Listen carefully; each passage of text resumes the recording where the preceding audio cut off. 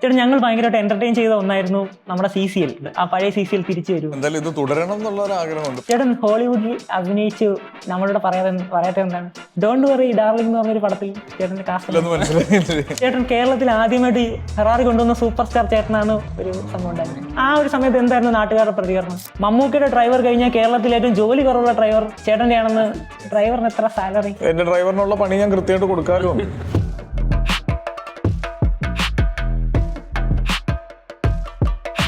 Guys, ഇന്ന് നമ്മൾ നിൽക്കുന്നത് നമ്മുടെ സ്വപ്നത്തിലാണ്. കാരണം നമ്മുടെ കൂടെ നിന്നുള്ളത് ആസിഫിക്കയാണ്. Thank you. ഇക്ക, നമ്മൾ ഇന്ന് ചെയ്യാൻ പോകുന്നത് ഒരു ഡ്രോയിങ് കോമ്പറ്റീഷൻ ആണ്. അപ്പോൾ 2050 കേരളമാണ് നമ്മുടെ സബ്ജക്ട്.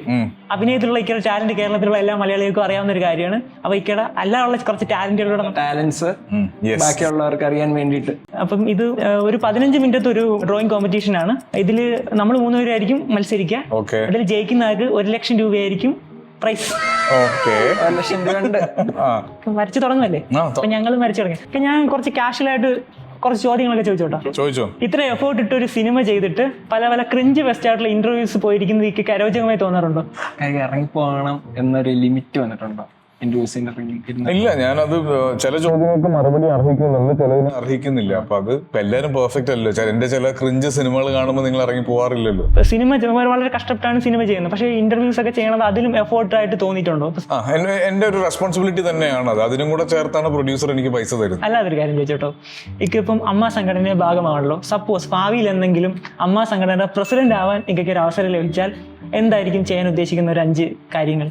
തീർച്ചയായിട്ടും അമ്മയുടെ ഇതുവരെയുള്ള പ്രവർത്തനങ്ങളിൽ ഞാൻ വളരെ ഹാപ്പി ആയിട്ടുള്ള ഒരാളാണ്. പിന്നെ മനുഷ്യ സഹജമായ തെറ്റുകളും അഭിപ്രായ വ്യത്യാസങ്ങളും എല്ലാം എന്തെങ്കിലും 2 മാറ്റങ്ങൾ അല്ലെങ്കിൽ എന്തെങ്കിലും പുതുതായിട്ട് അല്ല, അത് ഞാൻ പറഞ്ഞു വന്നു. അപ്പൊ അതൊന്നും ഞാൻ അനുഭവിച്ചിട്ടില്ല അതിന് മോശമായ രീതിയിലുള്ളത്. ഇപ്പൊ നമ്മൾ എടുത്തു പറയുകയാണെങ്കിൽ സ്ത്രീകൾക്ക് ഇത്രയും സ്പേസ് കൊടുക്കണം എന്ന് എല്ലാവരും പറയാറുണ്ട്. അത് കൃത്യമായിട്ട് അമ്മ കൊടുക്കുന്നുണ്ട് എന്നാണ് എനിക്ക് തോന്നുന്നത്.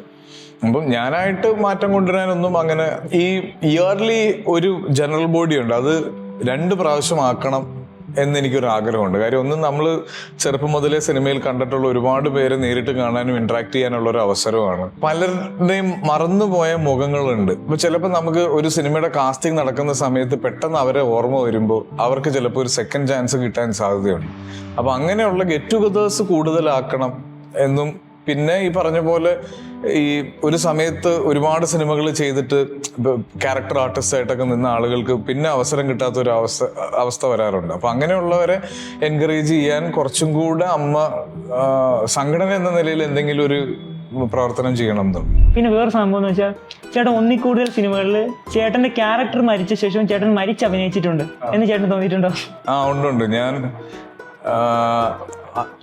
അഭിനയിച്ചിട്ട് മാത്രമല്ല, ഞാൻ ബാച്ചിലർ പാർട്ടി ചെയ്യുന്ന സമയത്ത് എൻ്റെ ബോഡി ആയിട്ട് ട്രാവൽ ചെയ്യുന്ന കുറേ ഇതുണ്ട്. അപ്പൊ അതിൻ്റെ അകത്ത് ഇടക്കിടക്ക് എന്നെ അങ്ങോട്ടും ഇങ്ങോട്ടൊക്കെ മാറ്റി കിടത്തുന്ന സമയത്ത് എൻ്റെ ഇന്നർ വെയർ 3-4 പ്രാവശ്യം മാറിയിട്ടുണ്ട്. അപ്പൊ മരിച്ചു കഴിഞ്ഞ് ഇന്നർ വെയർ മാറാനുള്ള ഭാഗ്യം എനിക്കുണ്ടായിട്ടുണ്ട്. ഇപ്പൊ ഇബിലീസിലാണെങ്കിലും അതുപോലെ ഇപ്പൊ റഷോക്കിലാണെങ്കിലും ഇക്കയുടെ ക്യാരക്ടർ ഓൾറെഡി മരിച്ചു, പക്ഷെ ഇക്ക അപ്പോഴും അഭിനയിക്കുന്നുണ്ട്. അതെ, അങ്ങനെയൊന്നും ഞാൻ ഒഴിഞ്ഞു പോകില്ലെന്ന് മനസ്സിലായി. ഈ ഗോഡ് ഫാദർ അങ്ങനെ എന്തെങ്കിലും സിനിമയില് ആരെങ്കിലും അങ്ങനെ ഉണ്ടോ? ഇല്ല, ഈ ഗോഡ് ഫാദർ എന്ന് പറയുന്നത് നമുക്ക് അവസരം ചെയ്യാനായിട്ട് അങ്ങനെയാണെങ്കിൽ പ്രേക്ഷകരാണ്.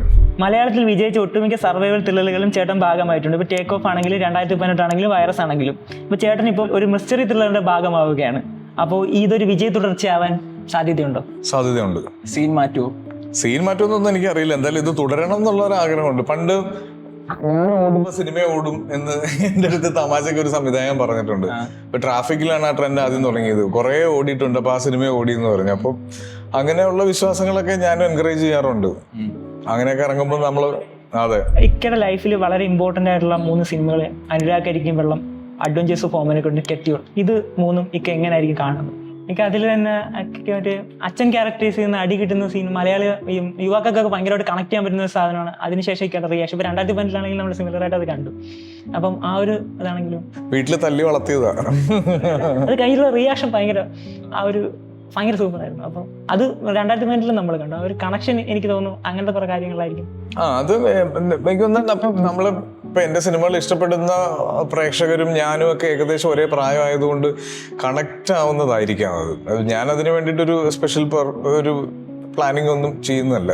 മമ്മൂക്കയുടെ ഡ്രൈവർ കഴിഞ്ഞാൽ കേരളത്തിൽ ഏറ്റവും ജോലി കുറവുള്ള ഡ്രൈവർ ചേട്ടൻ്റെ ആണെന്ന് എനിക്ക് വണ്ടി ഓടിക്കാൻ ഇഷ്ടമാണ്. നമ്മൾ ഈ ലോകത്തില്ലാത്ത വില കൊടുത്ത് കാറുകൾ മേടിച്ചിട്ട് നമുക്കും അത് ആസ്വദിക്കാനുള്ള ഒരു അവസരം വേണ്ടേ? അതെ. അപ്പൊ അത് ഞാൻ അങ്ങനെ ഉപയോഗിക്കാറുണ്ട്. പക്ഷെ എന്റെ ഡ്രൈവറിനുള്ള പണി ഞാൻ കൃത്യമായിട്ട് കൊടുക്കാറുമുണ്ട്. ഈ ടൈപ്ലെസ് ആയിട്ടുള്ള സിനിമയിൽ ഇപ്പോൾ വാലിബൻ ആണെങ്കിൽ പോലും അത് ഭയങ്കര റിസ്ക് അല്ലേ, എക്സ്ട്രീം റിസ്ക് അല്ലേ? കാരണം നമ്മുടെ മലയാളി ഓഡിയൻസ് എങ്കിൽ പോലും ഈ ടൈംലെസ് ആയിട്ടുള്ള സിനിമ അല്ല, ഇപ്പൊ റൊഷാക്ക് എന്ന് പറഞ്ഞ സിനിമ മലയാളി പ്രേക്ഷകൻ സ്വീകരിച്ചില്ലേ? സിനിമ നന്നായി കഴിഞ്ഞാൽ ആളുകൾക്ക് അത് ഫാന്റസി ആണെങ്കിലും ഒക്കെ ഇഷ്ടപ്പെടും. നമ്മൾ ഓഫാബി എന്ന് പറഞ്ഞ സിനിമ ഏത് കാലത്ത് മലയാളത്തിൽ ചെയ്ത സിനിമയാണ് അല്ലേ? അത് എത്രയോ മുന്നേ ചെയ്ത സിനിമകളാണ്. അപ്പൊ അങ്ങനെയൊന്നും ഇല്ല. സിനിമ നന്നായി കഴിഞ്ഞാൽ മലയാളി പ്രേക്ഷകന്റെ ഒരു വലിയ പ്രത്യേകതയാണ്. നല്ല സിനിമയാണെങ്കിൽ നമ്മൾ ഏത് ജോണറും കാണും. അപ്പൊ ഇപ്പം ആടുജീവിതം പോലെ ഒരുപാട് കഷ്ടപ്പെട്ടിട്ടുണ്ട്, മരുഭൂമിയിൽ ഒക്കെ ആണെന്ന് നമ്മളിങ്ങനെ കേട്ടാണ്. എടാ, മരുഭൂമി മാത്രമാണ് ആടുജീവിതത്തിൽ ഇതിലും കോമൺ ആയിട്ടുള്ളൂ. ബാക്കി സിനിമ രണ്ടും എക്സ്ട്രീംലി ഡിഫറെന്റ് ആണ്. അപ്പം 3 ക്യാരക്ടേഴ്സ് മാത്രമേ ഉള്ളൂ ഇതിന്റെ കാസ്റ്റിൽ നമ്മൾ ഇപ്പൊ നോക്കുമ്പോൾ കാണുന്നുള്ളൂ. ശരിക്കും 3 ക്യാരക്ടേഴ്സ് മാത്രമേ ഉള്ളൂ? സർപ്രൈസ് എന്തെങ്കിലും? ഇല്ലില്ല, വേറെ ആരുമില്ല. 3 ക്യാരക്ടേഴ്സ് മാത്രമേ ഉള്ളൂ. നിങ്ങളുടെ പ്രതീക്ഷകളെ മീറ്റ് ചെയ്യാൻ പറ്റട്ടെ. നല്ലൊരു സിനിമയാവട്ടെ. പ്രേക്ഷകർ ഏറ്റെടുക്കട്ടെ. Thank you. കാണിച്ച നിങ്ങൾ വരച്ച പടം കാണിക്കും.